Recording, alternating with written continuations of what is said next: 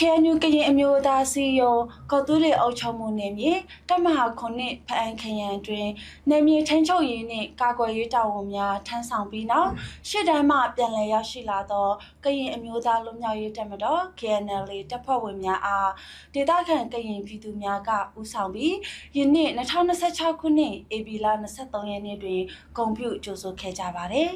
ရှေ့တန်းမှာပြန်လည်ရောက်ရှိလာသည့်တပ်မဟာခုနှစ်မှ KNL တပ်ဖွဲ့ဝင်များကိုလမ်းကြောင်းတစ်လျှောက်တွင်ဒေသခံကရင်ပြည်သူများကလမ်းဘေးဝဲရမှဆောင်ကြိုက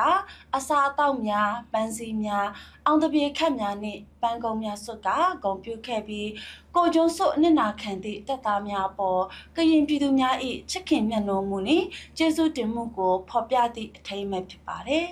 ဤကျိုးဆိုပွဲကိုဦးဆောင်သောဒေသခံကရင်ပြည်သူများအားဦးစွာကျေးဇူးတင်စကားပြောကြားပြီးနောက်ကရင်အမျိုးသားလွတ်မြောက်ရေးတပ်မတော် KNL တပ်မဟာခုနှစ်တာဝန်ရှိခေါင်းဆောင်များမှတပ်ဖွဲ့ဝင်များကိုလည်းကျေးဇူးတင်စကားနဲ့အားပေးစကားအသီးသီးပြောကြားခဲ့ပါတယ်